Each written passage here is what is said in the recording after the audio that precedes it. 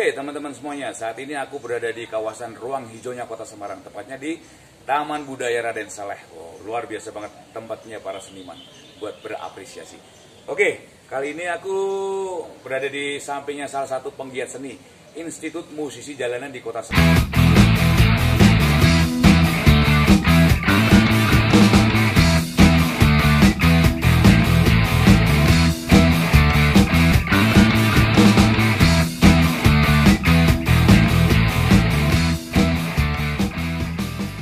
Gimana Steven kabarnya nih? Baik Kang, baik. Kegiatannya apa sekarang? Ya, ini masih ada beberapa kayak kafe itu yang meminta kita, maksudnya ya tanya lah, Mas ada ndak musisi yang Musisi bisa jalanan mengisi? tadi ya? Ada yang musisi jalanan, ada yang nggak bisa mengisi di kafe. Ya kan, masuk tempat kafe kan sekarang banyak kan live musiknya. Ya. Ya. Terus Tempat nongkrong, tempat ngopi, ya, gak ada musiknya ya? pasti kan, kalau enggak kan anyep kan. Ya benar. Ngopi-ngopi nggak ada yang menikmati. Bener, setuju. Semoga aja nanti ada tempat ngapresiasi ya. Ya, Sekarang gini, ini yang lagi viral nih. Ini kan kemarin, bukan denger lagi karena faktanya seperti itu. Oh iya. Nah, setuju gak sih? Kalau teman-teman kemarin tuh sampai alat musiknya ukulele ya, dihancurin begitu. Waduh. Seperti apa sih tanggapin seorang Steven? Kalau dari sebenarnya gini, musisi itu kan mereka itu bukan dalam tanda kutip dalam beberapa hal itu kan kemungkinan pengamen disamakan dengan, ada sih undang-undangnya itu disamakan. Penjahat gitu ya? Enggak, gelandangan sama pengemis. Gitu. Oh, gelandangan sama pengemis. Kan beda, harusnya kan kita dibedakan kan. Gitu, kita berkesenian, kita ada sesuatu yang kita karya kita kan sebenarnya. Kita punya jasa, punya karya, keahlian lah, bukan sekedar kita datang nodong orang kan ya enggak. Gitu ya. Beda ya konteksnya ya. Beda kalau orang tanda kutip pengamen atau pengemis lah. Itu kan datang cuma nodong. Iya, bisa juga itu jadi mesinnya orang-orang, artinya oknum loh itu. Tapi kan pengamen beda nih. Nah, pengamen kan sebenarnya beda.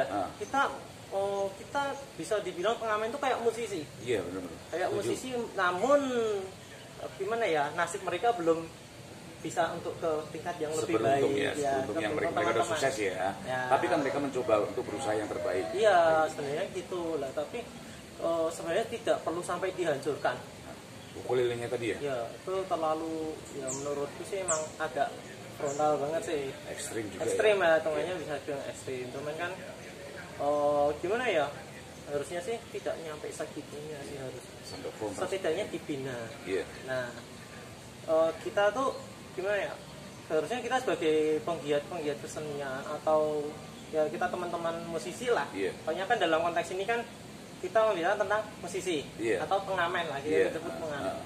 Mereka tidak ada ruang, artinya mereka mau berkarya di mana gitu mau nyari uang di mana, tidak ada tempat untuk berkarya, tidak ada ruang untuk apresiasi. Nah itu sih. Jadi memang kejadian seperti itu nggak disukai atau memang mereka tuh adanya tepatnya di situ. Kan beda nih konteksnya tadi sama pengemis ya. Iya, beda. Jadi kalau pengemis kan memang tadi jadi mesinnya oknum tertutup, mereka nyari uang lewat seperti itu cara. Tapi kan beda lagi kalau teman-teman pengamen jalanan itu kan sebuah apresiasi. Aku punya skill, aku harus mencari uang demi ya sesuap nasi untuk keluarga, terus ngamen. Adanya ukulele. Coba kalau gitu semuanya komplit. Seperti apa kalau mungkin jadi band? Ya kan? Ya gitu, benar. Jadi cuma satu alat. Iya. Sebetulnya itu memang benar-benar nggak boleh atau memang salah peraturannya atau memang nggak tahu sih kalau teman-teman menurut pandangan Steven sendiri. Kalau itu mungkin beda tiap kota kan perdanya masing-masing berbeda. Mungkin kalau di Semarang sendiri memang tidak boleh kayak ngamen memang masih nggak boleh kan. Cuman kan bukannya nggak, harusnya sih bukan tidak diperbolehkan, namun dibina lah. Dalam arti mereka dikasih tempat, ayo kamu boleh mengisi ruang, misalnya ada ruang publik di mana lah. Udah kamu ngamen di sana, orang nonton, kita yang menikmati juga nonton enak kan. Kita sebagai penonton kadang-kadang kita naik motor lah, ngamen, udah lewat aja gitu aja. Mereka dapat apa? Nggak ada apresiasi apa-apa. Kalau ada tempat mereka berkarya, kita nonton, kita yang nonton enak, mereka yang ngamen pun juga tenang. Nyaman ya, nyaman ya. Saling nyaman. Ada nggak kalau institut musisi jalanan di Indonesia tuh di Pontianak sendiri? Ini contoh yang kemarin ya, yang viral kemarin ya. Itu ada nggak IMJ yang di sana? Sampai saat ini sebenarnya IMJ itu masih di Jakarta, di Bandung, Semarang, Jogja. Jawa ya? Masih di Pulau Jawa. Mungkin kalau kita bisa jadi seorang Andi Malewa sendiri bisa mengembangkan ide-ide kreatifnya tadi ya, siapa tahu nanti bisa nyampe ke luar pulau. Saya bersyukurnya seperti itu karena apa? Mereka tuh butuh binaan orang-orang seperti Andi Malewa. Kalau memang nggak ada beliau, mungkin nggak ada Stephen, nggak ada teman-teman jalannya ya. Lah itu kan harus butuh binaan. Gitu. Nah nih kasus yang kemarin nih yang lagi viral nih. Apakah seorang Andi Malewa sendiri itu harus mengembangkan sayap atau sosialisasi ke seluruh Indonesia atau gimana ya? Kan kasihan kalau mereka kan nggak punya istilahnya tuh pelindung atau mereka nggak ada yang melindungi seperti itu. Jadi kan perlu nggak kalau Andi Malewa sendiri harus sosialisasi ke seluruh Indonesia seperti itu? Emang rencananya sih next akan ini kan sementara masih di Jakarta, Jogja, Semarang, Bandung, rencananya mau di Surabaya, masih di pulau-pulau Jawa lah intinya. Jawa. Lah emang kemarin sih ada sedikit perbedaan, emang beliau emang pengen kalau bisa kenapa nggak di seluruh Indonesia. Tapi yang notabene harus skillnya harus di atas rata-rata. Iya pasti. Karena harus ada pembinaan sebelumnya. Iya. Gitu ya. Jadi teman-teman yang masuk yang ikut di IMJ itu rata-rata emang mereka bukan sekedar punya gitar, ngamen, nggak tahu kunci, suara nggak karuan, itu kita nggak yang kayak gitu. Gitu. Jadi benar-benar mereka punya skill, mereka punya kemampuan, kan bisa ya ini kembali lagi. Mungkin notabene pengamen kita masih belum tahu pengamen itu yang bagaimana.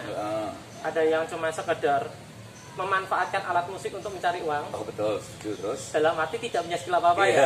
Beda dengan orang yang memang benar-benar punya skill, ngamen suaranya bagus, atau emang permainan triknya udah bagus, menguasai teknik. Nah, itu benar-benar kita yang menyeleksi itu. Gitu. Jadi jangan disamaratakan pengamen dan pengemis. Kalau mereka cuma sekedar kicik-kicik minta uang tuh maksudnya pengemis sudah. Gitu ya. Gara-gara alat musik tadi, terus dia punya status aku pengamen nih. Gitu ya. Itu kan nggak boleh sebenarnya. Nggak boleh ya. Karena ya itu kembali lagi pengamen tuh sebenarnya konteks kita, konteks dari institut musik jalanan. Namanya seorang pengamen itu seorang yang benar-benar kamu punya skill, kamu memang menguasai satu bidang atau kamu memang punya vokal yang bagus. Nah masalah teknik atau masalah harmonisasi itu kan mungkin kalau udah ada pembinaan, kita juga ada pembinaan. Pembinaannya. Tapi setidaknya kan basic dasar lah itu mereka ada. Tapi yang belum tadi, semisal kayak megang tamborin kicik-kicik tadi ya, atau yang memang ala kadarnya itu perlu nggak dibina juga?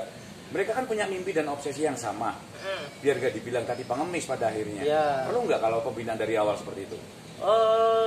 Bisa sih sebenarnya. Di IMJ ada ya? Ada, cuman kan mungkin untuk pembinaan yang lebih ke arah itu kan kita kembali lagi ke attitude orangnya. Gitu. Iya kan? Semuanya bisa masuk. Ya, belum tentu semua orang bisa masuk. Memang mereka ingin berusaha, mereka pasti bisa kok.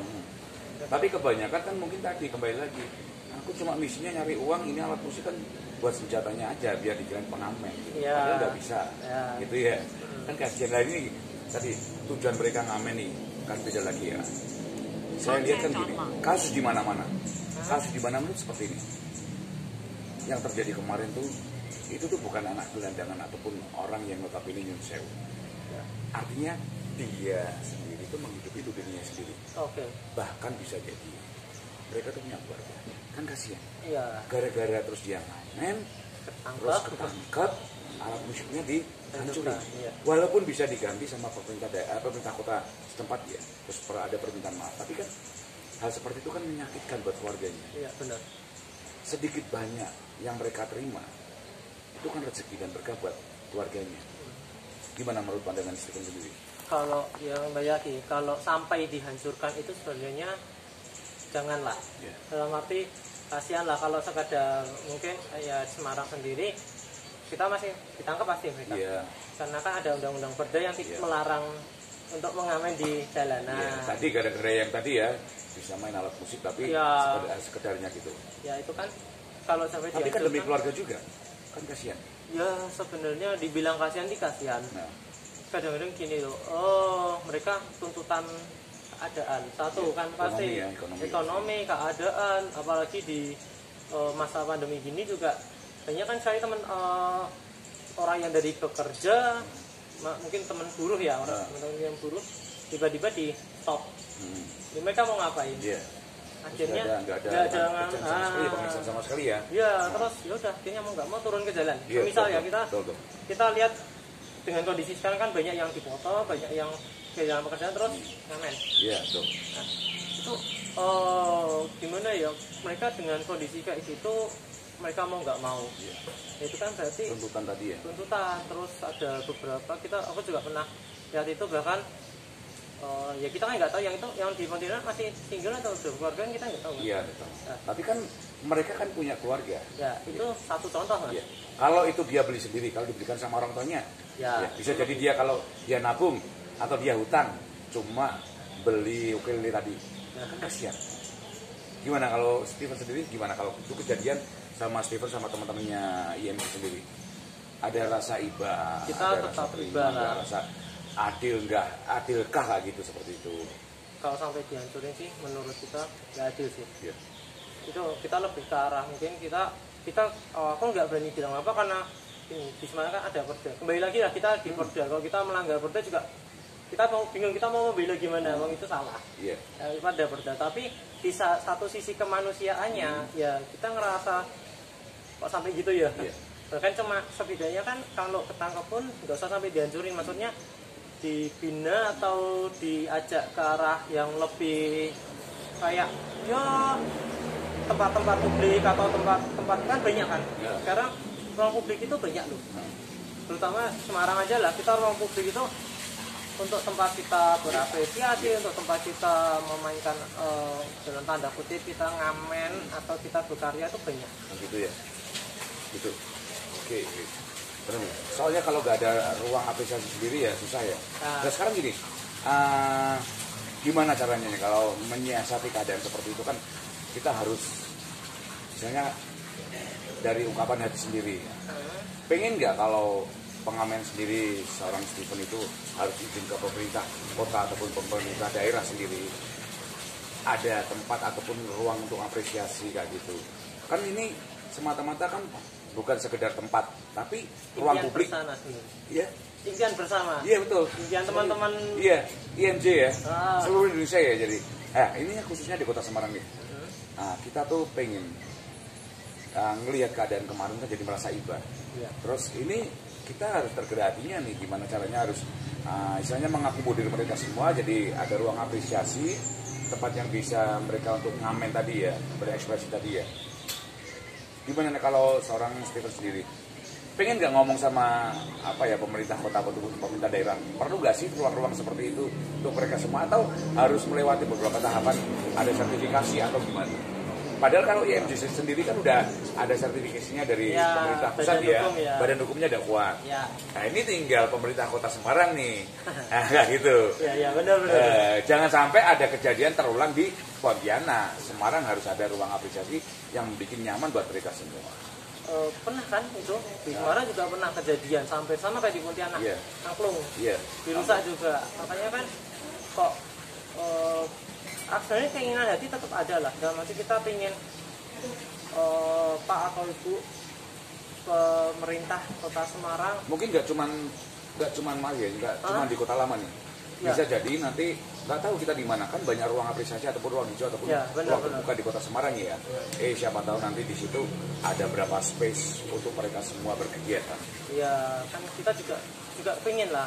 Kita masih dalam proses step by step kita untuk dalam arti bahasanya kalau kita bahasanya nembung, tapi kita Indonesianya apa ya, nembung itu apa? Kita minta izin ya. Kita minta izin menggunakan akses publik yang ada itu ruang-ruang hijau atau kayak contohnya di mana ya, kayak Indonesia Kaya, Taman Indonesia Kaya atau di Kota Lama. Kota Lama itu kan terus ada di taman-taman kecil, walaupun taman kecil, tapi kalau itu bisa dimanfaatkan untuk mereka berkarya, mereka mengekspresikan karyanya, kan kenapa enggak gitu ya. berarti harus ada kan gitu. Harus ada sebenarnya. Karena kejadian yang di Pontianak itu jangan sampai terulang di sini. Oh, setuju. Nah, terus ada lagi nih yang masih kecil-kecil nih. Perlu dibina juga dong berarti sama pemerintah Kota Semarang. Misal ada balai latihan kerja nih. Mereka nggak sekolah. Dan tanda kutip kecil itu umur. Ya mungkin faktor usia juga jadi pengaruh ya. Karena gini, itu kan bukan usianya mereka untuk mencari uang. Iya, benar. Dunia pendidikan kan perlu. Atau kalau memang udah layak, dia nggak mau sekolah, ya udah tak kasih lapangan kerja atau dibina untuk bekerja. Siapa tahu nanti jadi wirausahawan sukses, ya kan? Ya bisa bikin ukulele skala nasional kayak gitu ya. Kan Semarang harus seperti itu. Ya, jadi fungsinya kita ada sumber daya manusianya harus kita kembangkan. Nah itu salah satu bentuk perhatian dari kita untuk mereka. Ya, setuju ya Mas? Setuju sih, kalau aku memang setuju sih.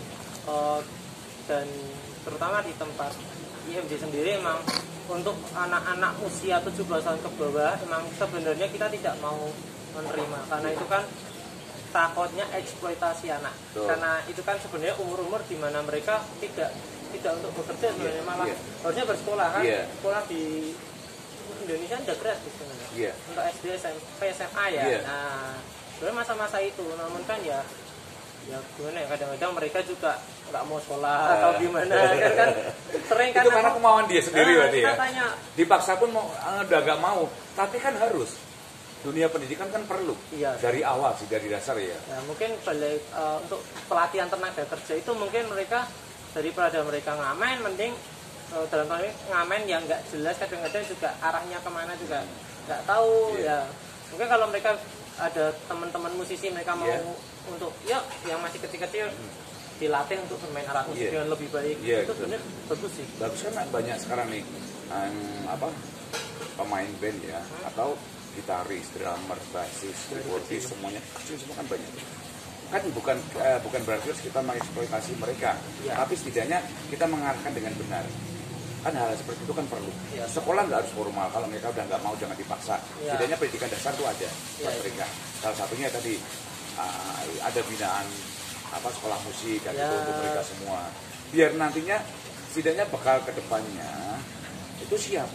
Secara mental loh itu, secara mental. Siapa tahu tadi kalau lulus dia punya outlet ataupun workshop ataupun toko yang benar-benar jual alat musik kan mimpi kan Semarang boleh seperti itu. Berarti kan pemerintah Kota Semarang malah berjasa banyak talent ya SDM-nya itu luar biasa berarti karena dibina dari kecil seperti itu. Banyak sih talent yang harus dibina dari kecil banyak. Itu kembali lagi harusnya memang benar-benar kita tidak cuma sekedar kamu harus sekolah formal non formal masih bisa sebenarnya. Gitu ya. Cuman kan tergantung tergantung dari kita sendiri. Dari kemauan kita sendiri. Kemauan kita. Iya. Sekarang gini, nih pertanyaan nih aku buat Steven sendiri. Steven sendiri udah lama nggak sih kalau bergelut di IMJ sendiri? Masuk di dunia tujuannya ngapain sih kalau? Sebenarnya aku baru 2019 akhir. 2019 sampai 3 tahun ini ya? Ya, sampai 2 tahun 3 tahun ya. Nah, visi misinya sendiri untuk teman-teman IMJ seperti apa? Sama nggak sih sama orang-orang di atasan kita seperti itu? Visi kita sebenarnya kegiatannya tuh bisa dibilang tanda kutip kita kegiatan sosial. Ya gitu ya. Karena kita membangun dari pengamen yang di jalanan yang nasibnya masih belum tahu harus kemana. Lalu nah nih, kalau pengamen naik kelas itu seperti apa sih? Apakah sekolah formal terus naik kelas atau gimana? Oh iya benar. Kan bingung nih naik kelas ki dia sekolah, mereka sekolah atau memang ya ngamen secara profesional terus dia ada tingkatannya sendiri baru dapat sertifikasi. Jadi gini, tagline kita kan emang pengamen naik kelas dan kalahkan hari ini. Oh gitu. Ya. Pengamen naik kelas kalahkan hari ini. Kalahkan ya. Jadi visi kedepannya harus lebih sukses lagi daripada hari ini harusnya. Jadi luar biasa lah. Jadi gini, pengamen naik kelas itu dari teman-teman yang dari biasanya di jalan, dalam arti ngamen di jalan dikejar satpol PP nggak nyaman. Iya. Tanda kutip kadang-kadang mengganggu orang lain juga. Iya, kasihan juga ya. Kan, gitu.